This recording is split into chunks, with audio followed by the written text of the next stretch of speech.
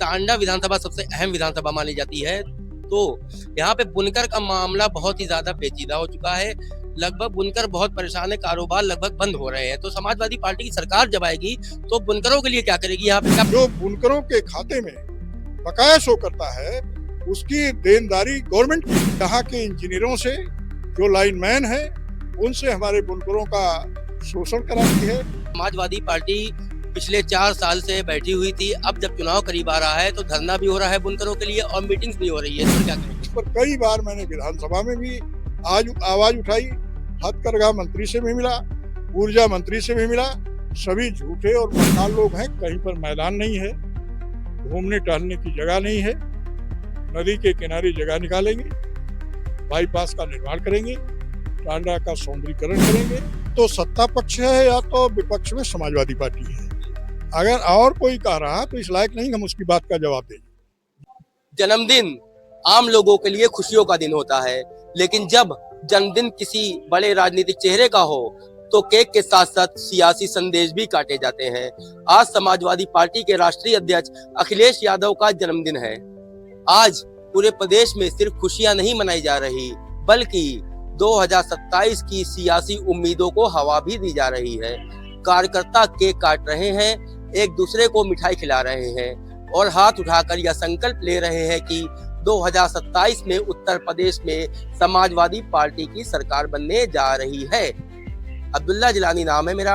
आप लोकमंच न्यूज देखना शुरू कर चुके हैं। हम मौजूद हैं अम्बेडकर नगर टांडा के पुंथर में और यहाँ एक मैरिज हॉल है, Maurya and state marriage lawn. यहाँ पे समाजवादी कार्यकर्ताओं की एक बहुत ही बड़ी भीड़ दिखाई दे रही है। अखिलेश यादव के जन्मदिन पर थोड़ी देर में यहाँ पे राममूर्ति वर्मा विधायक भी आने वाले हैं और यहाँ पे वृक्षारोपण का प्रोग्राम है। थोड़ी देर में हम राममूर्ति वर्मा जी से और कार्यकर्ताओं से बात करने की कोशिश करेंगे और जानेंगे कि आज के अखिलेश यादव के इस बर्थडे पर उनका क्या संकल्प है। साथ बात करने के लिए मौजूद है इस वक्त टांडा विधानसभा से विधायक राममूर्ति वर्मा जी। हम इनसे जानने की कोशिश करेंगे आज जो अखिलेश यादव के जन्मदिन पे यहाँ पे प्रोग्राम हुआ, इसका जो है अहम लक्ष्य क्या है? सर, आज जो संकल्प लिया गया यहाँ पे 2027 में विधानसभा चुनाव जीतने का, 5 विधानसभा, तो टांडा विधानसभा सबसे अहम विधानसभा मानी जाती है। तो यहाँ पे बुनकर का मामला बहुत ही ज्यादा पेचीदा हो चुका है। लगभग बुनकर बहुत परेशान है, कारोबार लगभग बंद हो रहे हैं। तो समाजवादी पार्टी की सरकार जब आएगी तो बुनकरों के लिए क्या करेगी? यहाँ पे क्या 65 रुपए फिर से हो जाएगा? देखिए, समाजवादी पार्टी की जब सरकार बनी तो हमने विशेष रूप से बुनकरों को बिजली में, उनके कच्चे माल के उपलब्धता के लिए जो भी संभव था वो करने का काम किया। अगली बार जब सरकार बनेगी तो जैसे किसानों को हम मुफ्त बिजली देते हैं, उसी तरीके से बुनकरों को भी मुफ्त बिजली देने का काम करेंगे।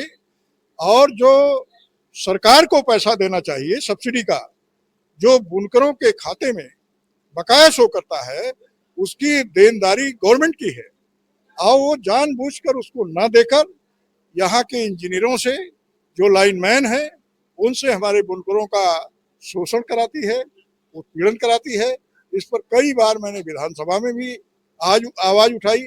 हथकरघा मंत्री से भी मिला, ऊर्जा मंत्री से भी मिला। सभी झूठे और मक्कार लोग हैं। कहते हैं कि बस पैसे फंड की व्यवस्था हो रही है। पता चला उनको 20,000 करोड़ रुपए की जरूरत है तो 400 करोड़ रुपए की व्यवस्था हो जाती है। तो पता चला उसका अगर बकाया 5 लाख दिखाई दे रहा है तो 50,000 कम हो गया। इस तरीके से जो शोषण हो रहा है लोगों के संज्ञान में है और पूरी तरीके से चिन्हित भी कर लिए हैं कि कौन कौन अधिकारी जाति और वर्ण के नाम पर उत्पीड़न कर रहे हैं। ऐसे लोगों को चिन्हित करके उनको आगे आने वाले समय में सजा देने का भी काम करेंगे। समाजवादी पार्टी की सरकार 2027 में अगर बनती है तो पूरे अम्बेडकर नगर जिले में अम्बेडकर नगर को क्या सौगात मिलने वाली है? देखिए, पहली चीज, अम्बेडकर नगर में जो भी मिला है, जैसे इस सरकार में एक कॉरिडोर बन रहा है बेवाना थाने के पास। हमने 12 से 17 के बीच में उस क्षेत्र में एक पशुआहार कारखाने का निर्माण कराया था। 25 करोड़ की लागत से बहुत बड़ा कारखाना हमने बनाया था, जिसको वहां पर स्थापित किया गया। उसकी वजह से यहाँ से दिल्ली तक ये दिखाई देने लगा कि ये इंडस्ट्रियल एरिया होने लायक है। और जब हमारी सरकार बनेगी तो पहला काम है कि हम एक बुनकरों के लिए एक जैसे ये इंडस्ट्रियल एरिया नहीं है, इंडस्ट्रियल बड़े पैमाने पर कारखाने होने के बावजूद क्योंकि इसमें आवासीय भी है इंडस्ट्रियल भी है, इसलिए इनको इंडस्ट्रियल सुविधाओं का लाभ नहीं मिल पाता है। हम ये कोशिश करेंगे कि इंडस्ट्रियल का लाभ मिले। और दूसरा जो हमारा सबसे बड़ा प्रोजेक्ट है कि हम कलवारी से चौहोड़ा तक नदी को सीधा करके गांव की कटान को बचाएंगे। और टांडा में जो कंजेस्टेड इलाका है कि कहीं पर मैदान नहीं है, घूमने टहलने की जगह नहीं है, नदी के किनारे जगह निकालेंगे, बाईपास का निर्माण करेंगे, टांडा का सौंदर्यीकरण करेंगे और एक बढ़िया पार्क का निर्माण होगा जिसमें जैसे हमारी मंडी अभी लगती है छोटे पैमाने पर है, तो राष्ट्रीय स्तर पर ऐसी मार्केट का निर्माण हो जिसमें पूरे देश के हथकरघा के व्यापारी, पावलूम के व्यापारी टांडा में आ सके और इनका कनेक्शन पूरे देश से जुड़ सके, जिससे इनको लाभ मिल सके।